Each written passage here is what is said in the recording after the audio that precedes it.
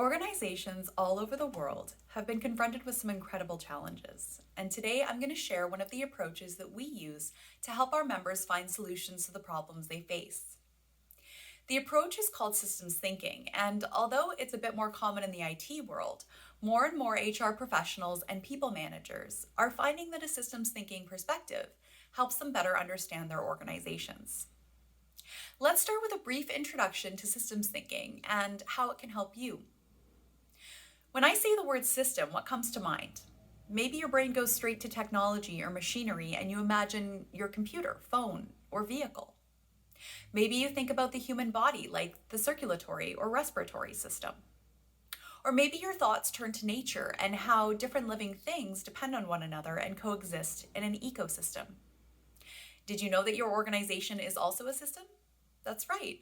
A system is a group of interrelated components that interact to accomplish a goal, and organizations are social and technical systems made up of relationships between people and technology. When challenges and problems arise at organizations, it's usually because something is impacting these relationships in an undesirable way. Systems thinking is a set of skills that helps you identify and understand systems, predict their behaviors, and modify them to produce desirable effects. When you apply these skills to your organization, you're looking at both the big picture, the system, and the details or the relationships that make the system work. I've emphasized relationships a lot so far, and that's no accident. If I asked you to draw a picture of your organization, what would you draw? One of the first things that might come to mind is an organizational chart with a breakdown of teams, functions, and departments. This is a structural view of an organization. It shows you hierarchies, job titles, and divisions, and it might show you some connections that are explicit or assumed to be there. But what's missing from this picture? What a structure doesn't show you is the relationships that make the organization function every day. It doesn't show you how information, services, or products circulate throughout the organization. And it doesn't show you how different areas of the organization might influence one another or the relationships that don't show up on the organization chart.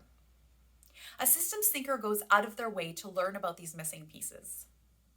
When you look at your organization as a system, it offers you a dynamic viewpoint, like being a fly on the wall, observing how people, processes, and services work from moment to moment, and seeing those relationships which have formed organically. For example, if you were to look at where I am on an organizational chart, you'd see the director I report to, who they report to, and the colleagues I work with. But if you looked at my role from a systems thinking perspective, you'd see that although I have many colleagues on my team, I don't collaborate with all of them equally. In fact, one of my colleagues I speak with almost every day about shared projects and our approaches to instructional design. You also wouldn't see that although the director I report to guides and coaches me in my role, one of my most important mentors is a software architect in a totally different part of the organization, miles away from me on an organization chart. But why is this important? If you remember, I said that when challenges and problems arise in an organization, it's usually because something is impacting these relationships in an undesirable way. Without knowing about the relationships that make up your organization, it can be hard to know when those relationships aren't working the way they should be, where relationships are missing, or where to look for more information. You see, we're often trained to use linear logic, or what you might call cause and effect logic, when faced with a problem. We try to identify a cause that happened in the past by retracing how the cause led to an effect in the present, and we typically try to isolate where the cause took place. If we can find the process, function, or department where the problem lives, we figure we can eliminate the cause of the problem and prevent the same effects from happening in the future. But trying to isolate a single root cause to prevent a particular bad outcome can cause us to narrow our vision and prevent us from seeing the big picture. This is another way that a systems thinking perspective can help you see things differently. In systems thinking, your goal is to understand the relationships between different parts of the system and identify conditions that allow problems to happen in the first place. With this big picture view in mind, we can then start to imagine how to impact these conditions and produce more desirable results. I'm sure you've heard the expression, just the tip of the iceberg. When we see icebergs floating in the ocean, most of the iceberg is below the surface. Complex and systemic problems are a lot like an iceberg. The events that alert you to the problem are just the tip of the iceberg. A systems thinking perspective can change the way we see those events. Let me show you what I mean. Look at the image on your screen, which is adapted from Daniel Kim's iceberg model. When we respond to events reactively without digging deeper, we risk creating short-sighted solutions that are ineffective, or worse yet, have unintended negative long-term consequences. You can dig deeper by exploring patterns and trends. When there's one event, there might be other related or similar events. Gathering quantitative and qualitative data about these patterns and trends puts the events you observe into context and give direction as to which relationships might require your attention. To know what's causing a pattern or trend to occur, you'd need to dig deeper still and consider which underlying structures in your organization may be contributors. Remember, organizations aren't made up of functions and roles. They are systems made up of relationships between people and technology. A systems thinker investigates these structural relationships, asking whether they are working as they should be or if there are relationships that are missing. Systems thinkers often use diagramming or mapping to visualize these relationships and help ensure they've accounted for all the relevant factors. Finally, when organizations are facing serious structural issues, a systems thinker may need to think critically about the mental models that underpin these structures. Mental models are the assumptions, values, and beliefs that inform how your organization's structure is designed and how the different parts of the organization are intended to relate to one another. Think of a mental model as a skeleton or foundation that everything else in the organization eventually attaches to. It creates the shape of how work gets done, and in some cases, these mental models need to be altered for meaningful change to happen. Let's think about what this difference might look like in action. Imagine that you were tasked with addressing a lack of diversity in your organization.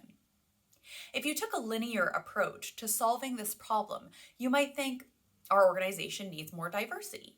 If we want to increase the diversity of our workplace, we need to attract more diverse talent. Maybe if we modify the talent acquisition process, we can make this happen. The dwindling diversity in your employee population is an event that's been brought to your attention. But what if you asked questions like a systems thinker and dug deeper? Perhaps you'd find that the lack of diversity is part of a trend that's been getting worse and worse over time due to a huge uptick in turnover among female employees, non-white employees, and employees with disabilities.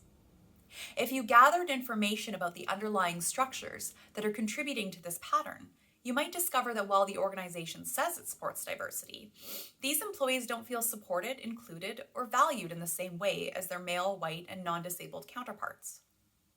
If you didn't investigate below the surface level of this problem and just tried to address the symptoms, you might find yourself increasing your social media reach to attract talent and increase the diversity of your hiring pools. However, a band-aid solution like this wouldn't address systemic issues with inclusion. A systems thinking approach that highlights where relationships in different parts of the organization are missing or breaking down works to change the conditions that allow inequity and lack of inclusion to happen. Changing these conditions could result in more long-term meaningful benefits across the organization, such as more equitable processes, better support for employees across the board, and a culture of inclusion that values and highlights the achievements of employees from diverse populations. Systems thinking is more than just a tool in your toolkit. It's also a mindset. Question assumptions. Ask about what you know and identify what you don't know. Don't be afraid of not knowing something or changing the way you do things if it's for the better. Practice being empathetic, putting yourself in other people's shoes to better understand how relationships, connections, and different parts of your organization work. Flex your collaboration skills and reach out to others to learn from their knowledge, provide input and feedback, and work together to create change. Finally, be creative, using your imagination to explore new tools and strategies that come from outside of your function and discipline. Anyone can incorporate systems thinking into their perspective, and the more you do this, the more you'll notice new things about your organization and how it works. You'll start to see relationships and connections where you didn't before, and improve your business acumen over time. So start looking for these connections now. The next time you're faced with a problem or challenge, you'll have that much more practice seeing the big picture and thinking, well, like a systems thinker.